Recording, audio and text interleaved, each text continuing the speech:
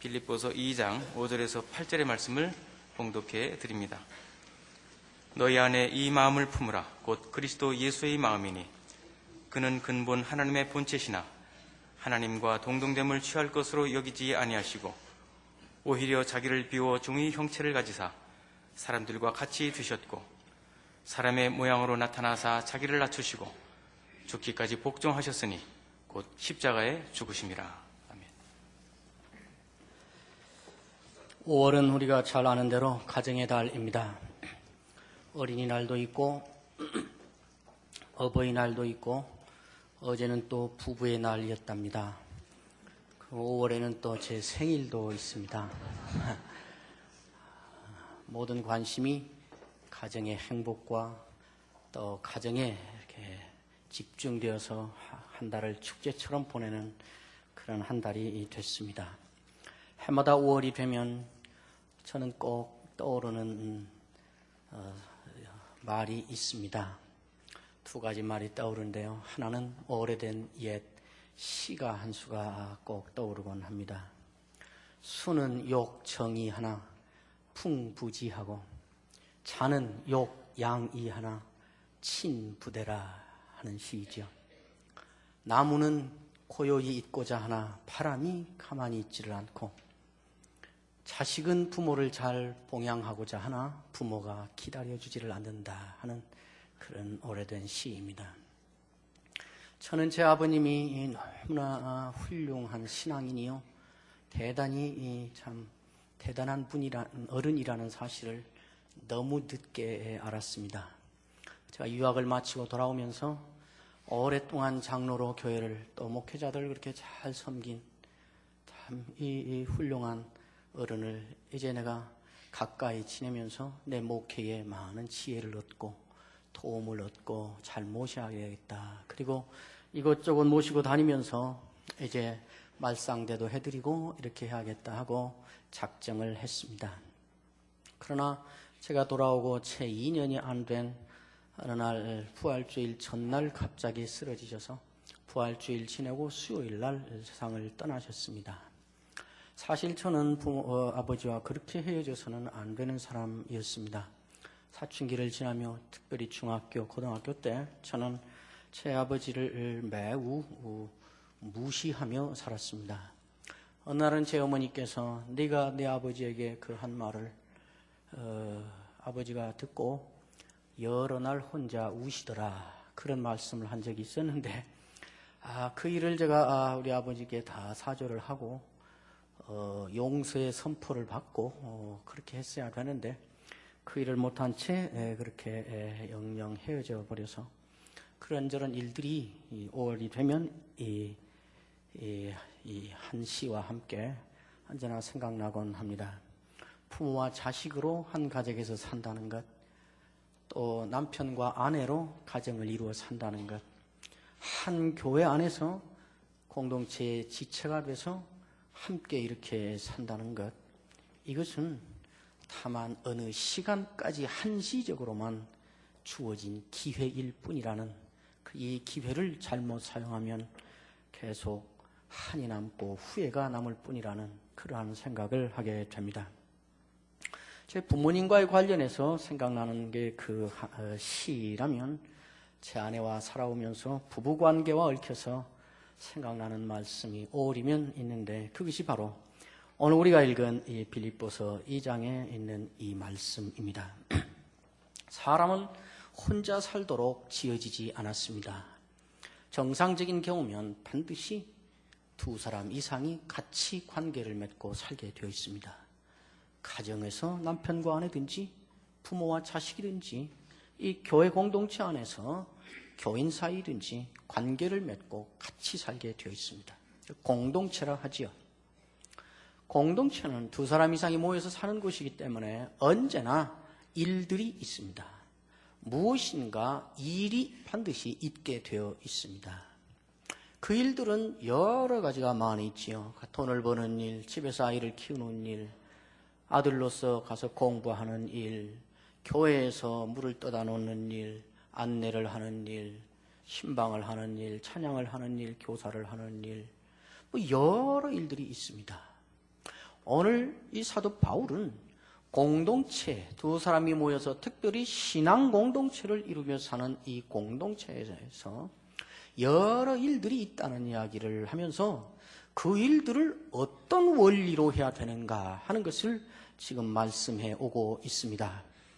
1절에 보면 그리스도 안에 무슨 권면이나 사랑이나 위로나 교제나 긍휼이나 자비나, 이건 신앙 공동체는 반드시 이런 일들을 해야 된다라는 규범적 차원에서 하는 말씀이 아니고 많은 일들이 있다. 예를 들면 권면, 사랑, 위로, 교제, 긍휼, 자비 뭐 이런 일들처럼 여러 일들이 있다. 말하자면 이런 일들하고 예시적 차원에서 지금 말하고 있다고 저는 생각을 합니다. 그리고는 곧 이어서 2절과 4절 사이에 이런 일들을 어떤 원리로 해야 되는가. 일은 천차만별 다르지만은 그러나 각각 다른 그 일들을 하는 공동체에 속한 지체들이 가져야 될 원리는 공통적으로 이것이다 라고 말하고 있는 것입니다. 우리는 흔히 이 일을 하게 되면 그 일을 어떻게 성공적으로 성취할 것인가에 모든 관심을 또 초점을 맞추고 그 일을 어떤 원리로 해서 행복하게 그 일을 할 건가, 어떤 마음으로 그 일을 할 건가라는 것은 우리는 별 관심을 갖지 않는 경우가 많이 있습니다. 그러나 사도 바울은 이 일들을 어떤 원리로 해야 될 건가를 말하고 있습니다. 2절부터 보면 마음을 같이 하여 해라. 같은 사랑을 가지고 해야 된다. 뜻을 합해서 해야 된다. 한 마음을 품고 해야 된다. 다툼으로 하지 말아야 된다. 허영으로 하지 말아야 된다. 겸손한 마음으로 해야 된다. 다른 사람을 나보다 높이 여기면서 해야 된다. 자기 책임을 감당해야 된다. 자기 책임을 감당할 수 없는 지체가 있을 때는 그 책임을 대신 맡아주면서 해야 된다. 여러 이야기들을 합니다. 그리고 사도 바울은 너무나 많은 말을 했잖아요. 원리가 너무 많잖아요. 그러니까 내가 많은 원리들을 말했지만은 이 원리들을 다 모아서 결국 한마디 안에 다 집어넣어서 결론적으로 한마디로 말하자면 바로 이 말이야 하고 말씀을 하는데, 그것이 우리가 읽은 5절에 있는 말씀입니다. 너희 안에 이 마음을 품으라. 곧 그리스도 예수의 마음이니 하는 말입니다. 결국 그리스도 예수의 마음을 품고 하라는 것입니다. 그리스도 예수의 마음을 품고 하면 된다는 것입니다. 이 일의 성취에 극단적으로 관심을 가질 일이 아니고 어떻게 그 일을 할 건가 하는 것에 관심을 가지라는 말인데, 그 핵심은 그리스도 예수의 마음을 품고 하라는 것입니다. 이 일을 어떻게 해야지, 왜 해야지, 그런 거 할 때 내가 그리스도 예수의 마음을 품고 지금 하는가를 먼저 점검해보고 그것이 확인되면 그건 됐다고 말하고 있는 것입니다. 그러나 이 말씀이 우리가 그리스도 예수의 마음을 품겠다고 구호를 외치거나 그리스도 예수의 마음을 품기로 작정을 하라는 말에 그치는 것이 아닌 것을 우리가 조심해야 됩니다. 예를 들어서 제가 여러분이 이제 앞으로 남편과 아내 사이에, 부모와 자식 사이에, 교인과 교인 사이에 무슨 일을 하든지 그 일들을 다 그리스도 예수의 마음을 품고 합시다. 그럼 여러분들은 품읍시다, 품읍시다, 품읍시다 이렇게 3번 외치고 그리고 끝나면서 우리가 다 통해 자복하고 통성으로 그리스도 예수의 마음을 품기로 작정하는 결단의 기도를 합시다. 그럼 모두가 다 눈물 콧물 흘리면서 그리스도 예수의 마음을 품고 하겠습니다. 그리스도 예수의 마음을 품고 아내의 일을 하겠습니다. 그리스도 예수의 마음을 품고 자식의 일을, 부모의 일을, 남편의 일을 하겠습니다 하고 결심하고 아멘하고 돌아가면 되는 것인가? 그렇지 않습니다. 오늘 이 말씀은 우리가 그리스도 예수의 마음을 품자고 구호를 외치거나 그리스도 예수의 마음을 품겠다고 결심하게 하려는 데 목적이 있는 것이 아니고 그리스도 예수의 마음을 품게 하려는 데 목적이 있습니다. 이렇게 하기로 작정하고 보면 당연히 질문이 나옵니다. 그렇다면 그리스도의 예수의 마음이라는 것이 무엇인가? 그리스도 예수의 마음을 품는다는 것은 어떻게 하는 것인가? 그렇게 해야 그리스도 예수의 마음을 품을 수 있게 되지 않겠습니까? 그러므로 우리는 그리스도 예수의 마음을 너희 안에 품으라 할 때 이 그리스도 예수의 마음이 도대체 무엇인가? 그 마음을 품는다는 것은 구체적으로 어떻게 하면 그 마음을 품는 것이 되는 것인가? 이것이 문제가 되는 것입니다. 그리스도 예수의 마음이 무엇일까요? 사도 바울은 너희 안에 이 마음을 품으라 곧 그리스도 예수의 마음이니 그래 놓고 바로 이어서 6절부터 이 마음의 장본인이신 그리스도 예수께서 어떻게 하셨는가, 무엇을 하셨는가를 길게 6절, 7절, 8절에 걸쳐서 기록해 놓고 있습니다. 그는 근본 하나님의 본체시나 하나님과 동등됨을 취할 것으로 여기지 아니하고 자기를 비워 종의 형상을 가져 사람과 같이 되셨으니 사람의 모양으로 나타나서 자기를 낮추고 죽기까지 복종하셨으니 십자가에 죽으셨다. 이렇게 말합니다. 예수 그리스도는 본래가 그 자신이 하나님 자신이셨다. 그러나 하나님이기를 사양하시고 자기를 낮추어서 인간이 됐다. 인간 가운데서도 종이 되셨고 종 가운데서도 죄인이 되셨고 죄인 가운데서도 십자가에 못 박아 죽여야만 되는 죄인의 가장 밑바닥까지 내려간 죄인이 됐다. 이렇게 말하고 있습니다. 이거 한마디로 하면 그리스도께서 자기를 낮추었다는 말이지요. 그러면 뜻 보면 품으라는 그리스도 예수의 마음은 자기를 낮추는 것이구나. 자기를 낮추고 겸손해지면 그리스도 예수의 마음을 품는 것이 되는구나. 이렇게 생각하기가 쉽습니다. 그러나 그리스도께서 자기를 그렇게까지 낮추어서 십자가에 죽어버린, 다른 곳에 있는 말로 하면 자기 목숨을 버리신, 그렇게까지 자기를 낮춘 것은 그리스도 예수의 마음일까요? 그리스도 예수의 마음이 만들어낸 결과일까요? 네가 빨리 답을 말해라, 그런 표정이신데, 아니, 따져봐야죠. 품으라는 그리스도 예수의 마음은 겸손하라는 것이구나, 자기를 낮추라는 것이구나, 그 말인지, 아니면 그리스도 예수의 마음이라고 말해지는, 사실 원래는 그리스도 예수 안에 있는 그것이라는 말인데요. 이 말은 그리스도 예수 안에 있는 그 마음, 그것이 만들어낸 결과가 이렇게 자기를 낮춘 것인지, 아니면 이 낮춘 것이 그리스도 예수의 마음인지. 여러분, 자기를 낮추는 것은 그리스도 예수의 마음이 만들어낸 결과입니다. 그렇죠? 네. 우리가 자기를 낮추는 것은 언제나 선이 되고 덕이 되는 것도 아닙니다. 자기를 낮추는 일을 우리는 얼마든지 가슴에 원한과 복수의 칼을 숨겨두고도 얼마든지 자기를 낮출 수 있습니다.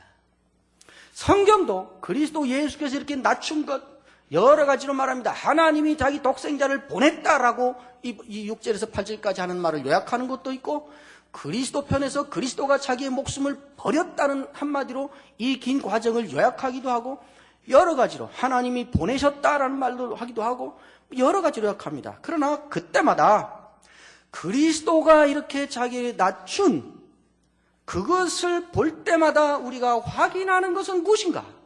그리스도의 겸손을 우리는 확인하는 것인가? 무엇을 확인하는가를 성경이 여러 곳에서 분명히 말씀하고 있습니다. 로마서 5장 8절에 가시면, 신약성경 246페이지에 가시면 사도 바울은 이렇게 분명히 말하고 있습니다.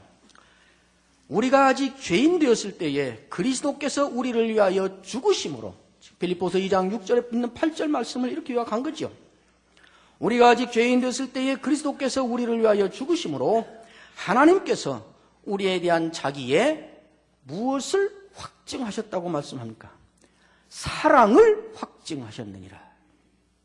요한일서 3장 16절 신약성경 390페이지에 가시면 사도 요한은 또 같은 사건을 놓고 이야기합니다. 16절, 그가 우리를 위하여 목숨을 버리셨으니 우리가 이로써 그의 겸손을 알고, 그럽니까?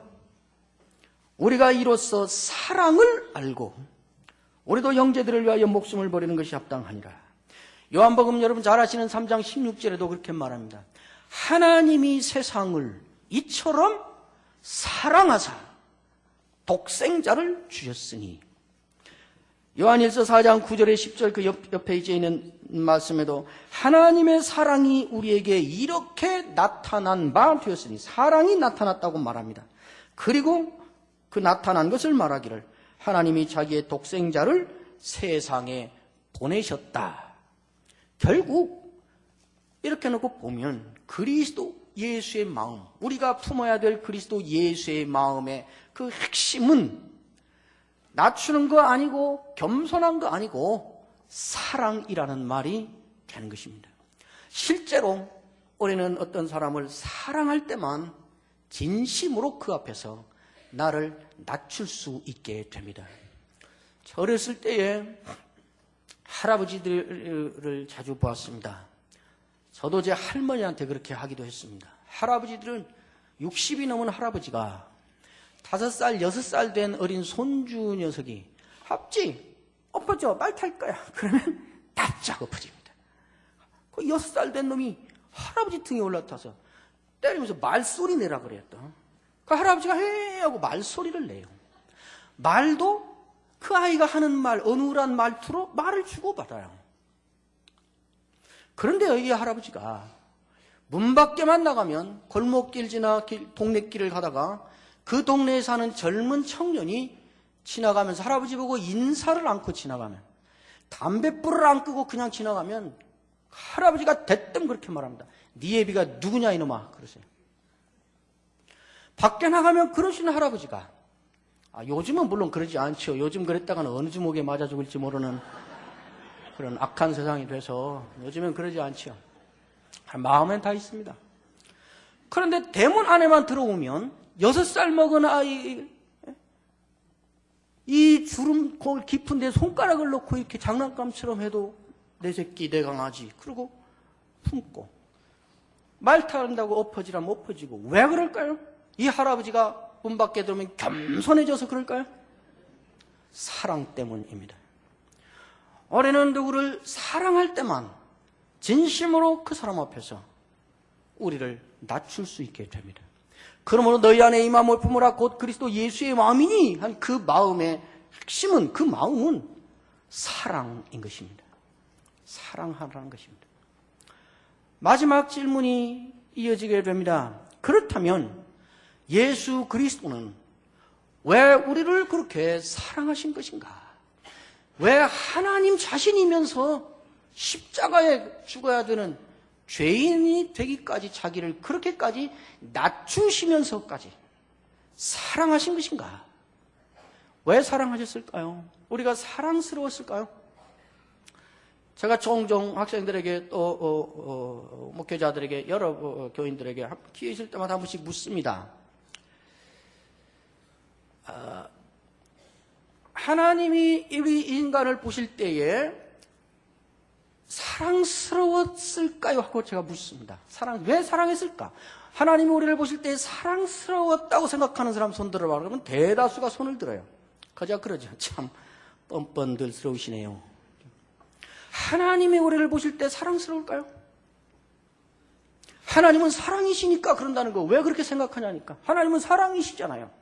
하나님에 대하여 우리는 매우 편협되게 한쪽으로만 지금 주입이 된 채 살아가고 있습니다. 거룩하신 하나님, 두려우신 하나님, 놀라우신 하나님, 초월하시는 하나님, 심판하시는 하나님, 이 하나님은 다 접어놓고 아무렇게나 해도 괜찮은 이웃집 아저씨 같은, 인자하신 이웃집 할아버지 같은 하나님으로만 계속 지금 우리는 들어와서, 하나님은 사랑이잖아요. 그 말을 확대해서 말하면 결국 하나님이 인간을 사랑하는 것은 자기 성질 못 이겨서 그냥 그렇게 한 거라는 말로 가게 되는 것입니다. 그렇죠? 왜 사랑하셨을까요? 하나님 보시기에 인간이 사랑스럽지 않습니다.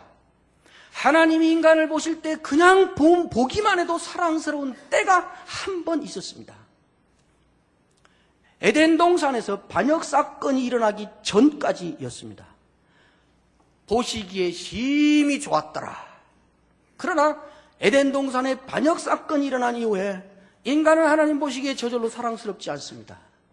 원수와 대적이 배반자가 사랑스러운 법이 어디 있어요? 선지서들 한번 보십시오. 다른 길로 간 자기 백성에 대하여, 교만하여 지가 하나님의 자리에 올라간 자기 백성에 대하여 하나님이 얼마나 분노하시는가. 그럼 왜 사랑하신 거예요? 사랑스러워서가 아니라 사랑스럽지 않지만은 사랑하기로 작정을 하신 것입니다. 결국 그리스도 예수의 마음을 품는다는 말은 사랑한다는 말이고, 그 사랑의 핵심은 사랑스럽지 않을 때에도 사랑하기로 작정해서 하는 그 사랑을 말하는 것이라는 결론에 우리는 이르게 됩니다. 너무나 많은 사람들이 사랑을 감정의 문제로 생각하고 있습니다. 그 사랑 좀 하라고, 그 사랑이 필요하잖아. 그 사람 사랑스러운 구석이 있어야 사랑을 하지. 사랑도 저에게서 나오는 거지. 무슨 사랑할 만한 뭐가 있어야지. 걔를 보면 죽이고 싶은 생각만 나는데 어떻게 사랑하냐고. 우리가 사랑을 그렇게 말하고 있는 한 여전히 우리는 사랑을 감정의 문제로 지금 얽매놓고 있는 것입니다. 그러나 성경은 그 어느 곳에서도, 어떤 곳에서도 사랑을 감정의 문제로 말하고 있지 않습니다. 성경은 사랑을 의지의 문제로 말하고 있습니다. 의지적인 결단의 문제로 성경은 사랑을 말하고 있습니다. 하나님이 인간을 사랑한 사랑을 말할 때에도 언제나 하나님이 그렇게 하기로 작정하셔서 그렇게 했다고 말합니다.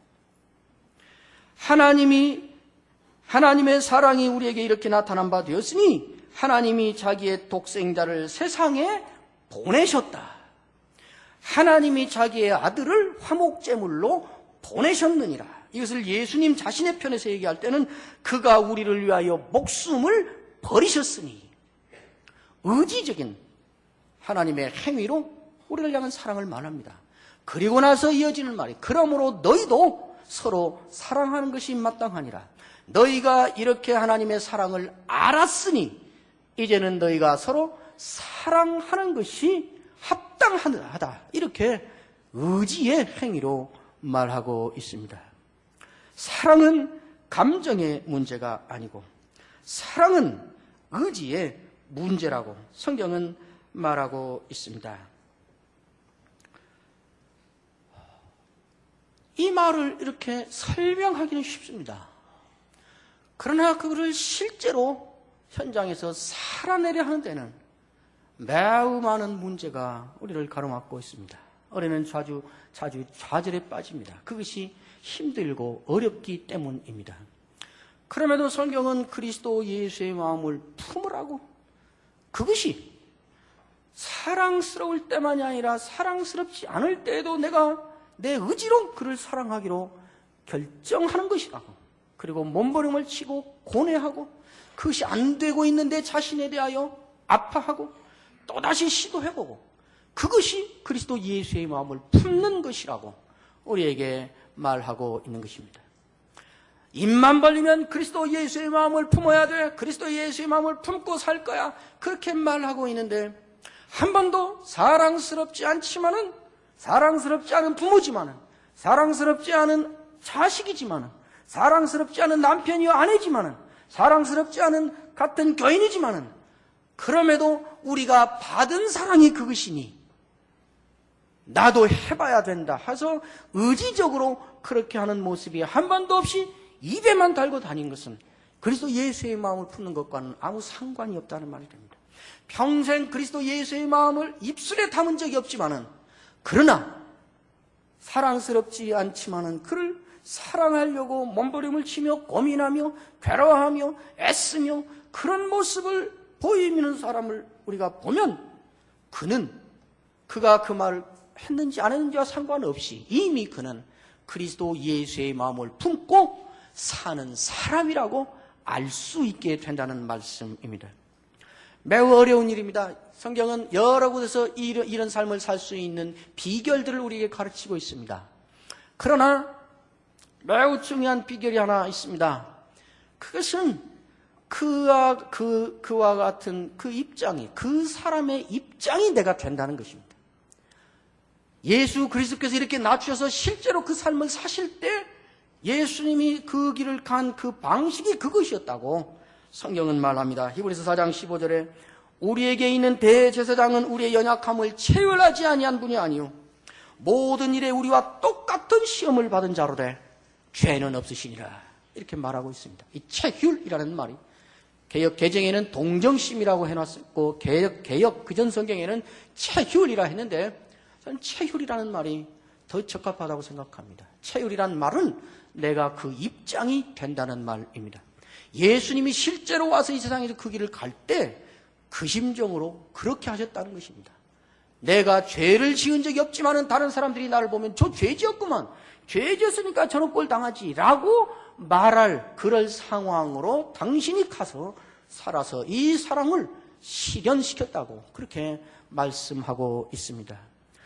이 체휼이라 그 사람의 입장이 내가 되어본다는 것이 얼마나 중요한가 하는 것을 저는 한 8년 전에 실감해 본 적이 있습니다. 이 말씀과 연결해서 그리스도 예수의 마음을 품는다는 것이 무엇이고 어떻게 하는 것이 그것일까를 제가 처한 상황과 관련해서 고민하다가 제가 얻은 경험이고 고민입니다.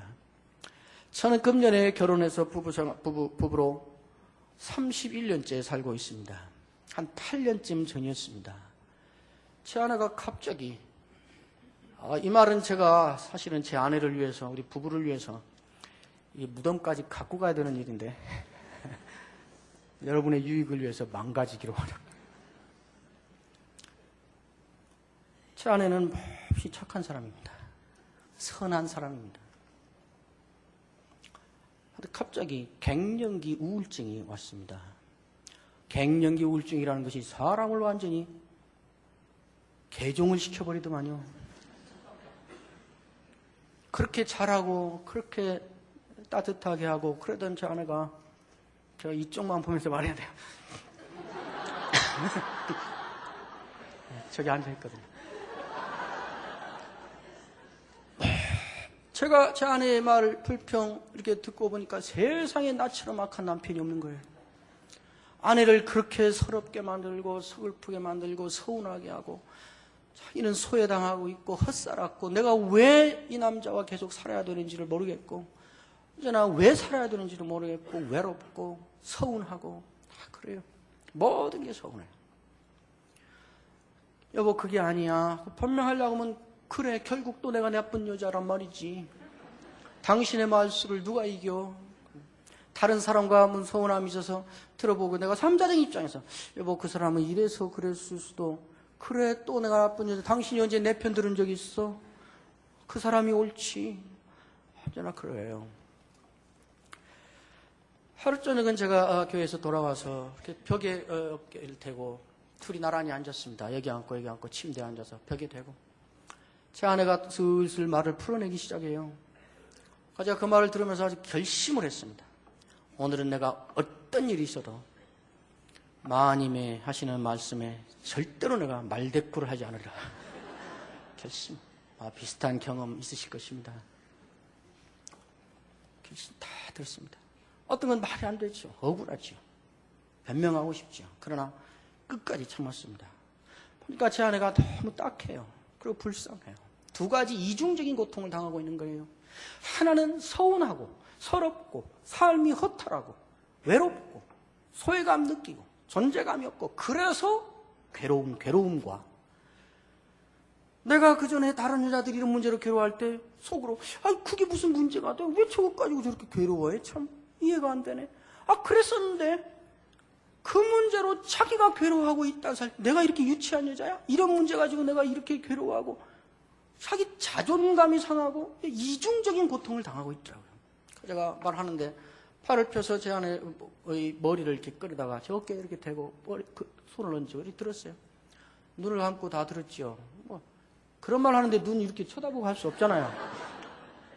다 듣고 보니까 다 끝난 것 같아요. 그 손을 내리고 여보 자자. 같이 잤습니다.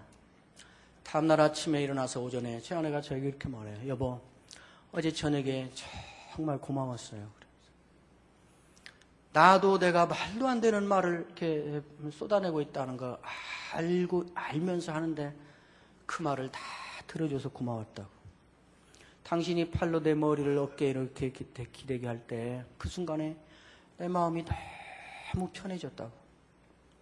그때부터 회복이 돼서 금방 갱년기 우울증을 넘기게 됐습니다. 그때 제가 제 아내에게 한 말이 있습니다. 사실은 이 말 때문에 이 부끄러운 이야기를 털어놨습니다.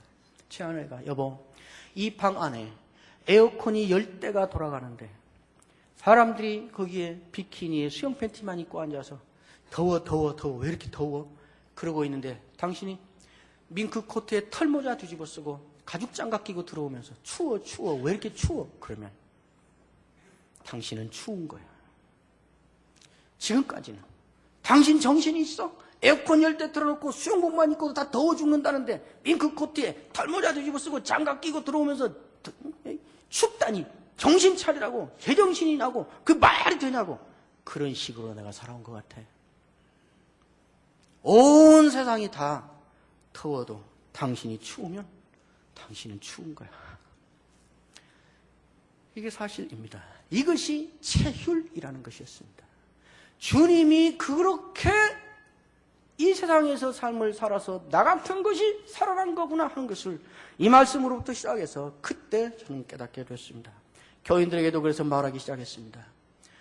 어느 집사가, 어느 교사가, 어느 성가대원이, 어느 구역장이 교회 무슨 일로 시험 들었다 그러고 상처받았다 그러면 순방 간다 달려가서 왜 그러냐고, 그것이 무슨 시험거리가 되냐고, 그 일로 그 말 듣고 아무도 시험 든 사람 없는데 왜 집사님만 그러냐고, 집사님 이상하다고, 믿음이 좀 있는 줄 알았더니 집사님 믿음이 잘못된 거였는가 보다고.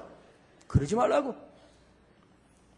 전 교인이 그거 아무렇지도 않아도 그 사람은 상처가 됐으면 그 사람은 지금 아픈 거라고. 이 입장을 가지면 사랑스럽지 않을 때에도, 사랑을 당장 할 수는 없지만 그를 최소한 미워하지는 않을 수 있고 그를 이해해야 된다는 마음으로부터 시작은 할 수 있게 되겠더라고요. 이것이 그리스도 예수의 마음을 품는 실제적인 구체적인 방식 가운데 하나일 것입니다. 인생의 연륜이 깊어지면서 신앙의 연조가 길어지면서 종종 이런 생각을 합니다. 우리의 인생의 마지막 순간에 마지막 최종 결정에 남는 말은 단 2마디이겠다. 하나님께 대하여는 은혜입니다. 은혜라는 그 고백 안에 모든 것이 담겨지고 사람과 사람 사이에 있어서는 사랑이라, 사랑해야 된다. 사랑이라는 말 한마디로 모든 것이 담겨지고 최후에 남는 한 단어는 사람 사이에서는 사랑이라는 말, 그것뿐이겠다 하는 생각을 하게 됩니다. 그런즉 믿음과 소망, 사랑, 이 3가지는 항상 있을 것인데 그 중에 제일은 사랑이라. 사실 믿음과 소망은 영원히 있지는 않습니다. 주님을 만나는 순간 믿음은 더 이상 필요 없습니다. 주님을 얼굴과 얼굴로 대하는 순간 소망은 더 이상 쓸모가 없습니다. 그러나 사랑은 영원히 있게 됩니다. 이 가정의 달에 남편과 아내 사이에, 부모와 자식 사이에, 교인과 교인 사이에 그리스도 예수의 마음을 품는 사랑의 몸짓을 시작하는 출발을 만드실 수 있기를 주의 이름으로 축원합니다. 기도하겠습니다.